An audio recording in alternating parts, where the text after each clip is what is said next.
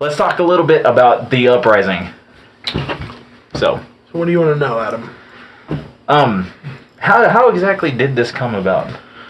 The Uprising was created when Benji and I began to work together. Benji's a guitar player. Wish he could have been here today, but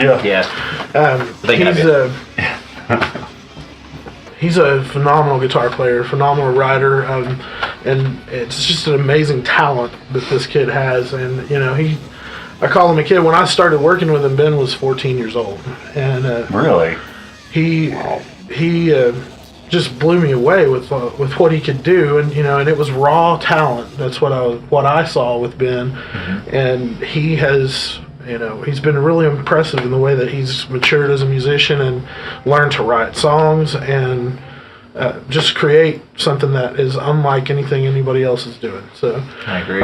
I'm totally honored to be able to work with the guy, and not just him. I mean, I've got a phenomenal band working with me right now. These guys, I mean, I couldn't have asked for such talent to land on me, land in my lap. So, that's awesome. Well, I wouldn't say land. They just kind of like... They congregated around me. Yeah. It's incredible. And all the guys are awesome. Alex and Mikey and Eric. What's his name? I've only worked with him for like 15 years. But brain fart. It's on the tip of my tongue. It was just a deal that Ben and I began to write a song one day, and he's like, I had a song, and he wrote a lead guitar part for it, and I was like, man, that sounds pretty cool. Let's see if we can lay it down, and we recorded it, and it was really cool, and we just we were just messing around at that point, and before long we had written a song together, and it was something really special. I mean, it was Up in Flames from our album, and it was something that we both thought was special enough that we were like, we need to get serious about it and write us an album, and then put a band together and see what we can do with this. So that's where the Uprising began. That's good. That's a good story. Yeah, I like how that. Awesome. Yeah, but who wrote the song, the new intro for this "Save Your Soul"? Who wrote that? Actually, I wrote that, and then I was working with Eric years ago. This was I don't know. It's probably almost 10 years ago now. Eric and I just happened to neither one be doing anything, and I wrote this song, and Eric came up with some things to add on to it and make it a complete thought, and it just turned into a beast of a song. So indeed, yeah, which is the reason why we chose the song for the intro. And then the current in its current version, Benjamin took what Eric did and straightened it out and just changed things around a little bit and made his own thing out of it. And so there's a lot of what Eric did originally in there, and then there's Ben's flavor with it too, and I think it's something really special. It's really awesome. You can definitely hear Ben's flavor in there. Like I've listened to him long enough to know, okay, that's Ben. I know that's Ben.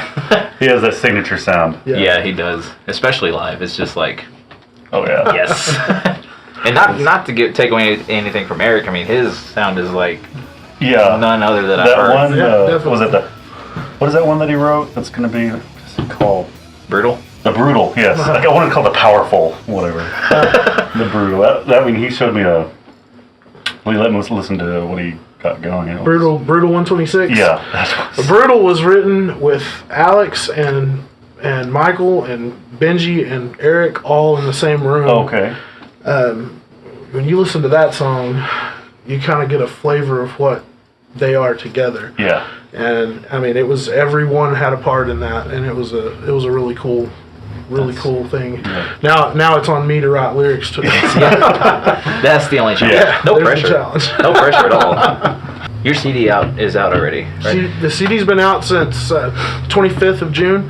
It's called Faith, Fire, and Flight, and y'all go check it out. If you just Google Faith, Fire, and Flight, it's everywhere. You'll find it. So. You're even on iHeartRadio now, right? We are. That is freaking awesome, man. Yeah. I mean, that's I mean, I don't know any other band locally. That's all. I just sent in. They have an online application. You send them a couple of songs and ask them, and I guess they go through a review process, and they checked out the CD, and it's up now. That's awesome, man. I can just imagine the guy listening to this. He's like, the Uprising, let's see. Awesome music! Yeah. The hair's just still in it's like a backward static, Right. X-Wing static. It's just like, we're approving this. We, this album is you won't ever hear anything quite like it again because hopefully with success of this band, we'll do things in a more professional way going forward. This album was actually recorded right in my own home studio and with relatively inexpensive gear and just talent and time. Yeah. And so you won't hear something quite like this again from us. It's a limited opportunity, I guess. So Yeah. check it out. That's a good. But I can honestly say that I have a strong feeling y'all are going somewhere. Yeah.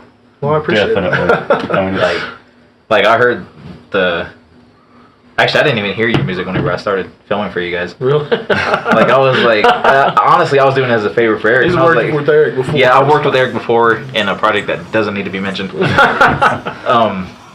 But yeah, he asked me, he's like, hey, can you film this? And I was like, sure. And I didn't know what I was to expect. And by the time the show was over, I was just like, this is cool. where were you when you? What show was it? That was the first show, That was man. their first show. Yeah. Where was That was at the It O-Bar. was, the O-Bar? it was Depot O-Bar, and oh my goodness, I was sick. Oh. I don't think I hit a note all night long. Yeah. So I hate watching that video, man. It's not Do your you? fault. I hate watching it. But anyway, when it was as far as first shows go, I guess it could have gone a whole lot worse. So. Yeah. And I've seen people who've done shows in my last project, and it just ended up I guess horrible. all bands go through that bad show. At least you got it done the first, and then you just build up off that. well, I mean, it's gonna happen from Yeah. time to time. You're gonna have a rough show. I mean, You ever but seen The Rocker? You just have to recover. Oh yeah. Yeah. First, what is it called? What's it called? First, technical Yeah, difficulty. first technical difficulty. First recovery. I have not seen that, but That's what that night was like, except for it was like 40 of those back to back. Yeah. Well, I mean, like, I was watching that, I was, in my head, I'm thinking Alex is probably saying something like that, but he's just over here. He's when I record you, it looks like he's always smiling. He when is plays. always smiling. Alex can't play music without smiling. Yeah. Well, that's This man, his love of music is inspiring to me, and I love music. I've had people say that my love of music was inspiring to them, but this guy is just so far above. I mean, and the technical prowess of this young man is phenomenal. That is He has his own solo project, and I'll kind of pitch that. The Alex Sanchez project, just go check him out. Look him up online. He's got an album called Emotion Control that is, I mean, it's totally different kind of music, laid back and very cool, but it's Almost great jazzy. music. yeah, it's really jazz. It's almost jazzy. Yeah. He's got a lot of jazz influence, and he's got a lot of rock and maybe even a little bit of country. But he's just, the guy's got it going on, man. He knows what he's doing. He can play any style he decides to play. So, and any instrument he decides to play, by the way. So, In his music video, doesn't he play all his own instruments? yeah, it's not just in his video. His entire CD, Emotion Control, it's is all him. all Alex, and it was done at the studio up at Texas Tech while he was a student there, and they've got a pro facility and some real good ears over there too. Yeah. So they put together an awesome album. It sounds phenomenal, and man, Alex just has a lot of talent, and it shows on that CD. He does. Check out Emotion Control. But again, not to take away from Mike and Eric. That's the only thing we haven't really talked about. Mike is not this Mike. He doesn't know how to play bass. I don't. He Not doesn't. like this guy. He can slap the bass, but it sounds nasty. I think about anybody can slap a bass. It's the matter of making it sound good. Yeah. When he does it, it sounds like he's just slapping his head in mud. That's what it sounds like. I'm sorry. And I tried really hard Just that look one down time. and shake your head. I know, I barely play bass, and he's over here like... and I'm over here like... Well, we should talk about Michael because he's after Ben and I. He's the first to join the Uprising. He's been with us for a little over a year now, and Yeah. He's the only other bass player I've seen in this town that's extremely talented. he's a crazy guy. I'm going to tell you the truth. I mean, Michael is laughable. But it proves it in our video, premiere video. Oh, yeah. Premiere Cinema. That sure. If you haven't seen it, we're more than likely going to play a clip in front of us, but when you see him grab the coffee and the look he has on his face is just priceless. Yeah, that's perfect. Mike is always just priceless, man. I mean, he is the comic relief here for sure. Yeah. There's no doubt. And he's There's a never bass a dull player. moment. He doesn't see the world like the rest of us do. So. Not at all. But super cool guy, and I've commented on musicianship of the other two guys, and I should definitely say Michael has come the farthest from when we started working with him. When he first got here, he had just been in one band, and he's a young guy. But he has risen to the level of these other musicians, and we've got great musicians in this band, and Michael has consistently brought himself up, and so that's something that I would applaud for sure. Exactly. Well, I mean, he has really talented people to work with. So, I mean, Yeah. he has some talented people to work with, but you know what? The work still has to be done on his end, and the guy puts it in, and for all of the ridiculous things that he may say and all the times that he cracks us up, the guy is serious about his music, and he it's like whenever I see him on gets it stage, there's done. a switch that he's just into it. Yeah. He's Yeah, totally- he's like, yeah. It's on. It's go time. That's right. Play this bass. yeah. No, he's a very good guy. And we're gonna have to talk about Eric now because Yeah, the one and only Eric Fincher. Yes. Eric has been playing for 30 years. Yeah, many years, Yeah, and he is amazing. He's When you got see him a play resume that'll blow your mind too. I mean, he's been on the road with Static X and Five Finger Death Punch. He actually set up Dime's rig for him at a show one night when Dime's guitar tech wasn't there. Wow. Dime was over there dicking with it and trying to get it sounding right, and Eric said, "Hey man, let me help you," and he just go play, and he just went back there and dialed it in. Nice. And Dime was like, "Hey man." To get a compliment from Dime is just one of a kind. Yeah. You cannot top that. So I mean, Eric is Eric's pro all the way across. He knows what he's doing, and he brings a lot of experience into the band. And he and I have worked together off and on for somewhere in the neighborhood of 15 years, and it hasn't been constant, but he's a brother to me. He's somebody that I wanted in this band because we work together well and we know each other, and not only that, he's Benji's uncle, and so you put those two guys together, Man. It's like magic. they do You things believe together in that you just wouldn't believe. Man. Yeah. Awesome. Yeah, it's an amazing performance. I mean, I started working with him in the last project, and I didn't know the guy at all. Yeah. I mean, I just happened to run into him because Shelby, he said, "Hey," actually I asked him, I was like, "Can I film your stuff? Just so you can have it." He's like, "Yeah, sure, bro." And so I went there, and then next thing you know, Eric started saying, "Hey, can I have a copy of that?" And then we started working together more and more, and that's when. How did you we meet became Shelby? friends. How did you know Shelby? I used to work with him. Where? At Wally World. Oh, really? Yeah, we used to unload trucks together. That's the funny thing about it. Oh, wow.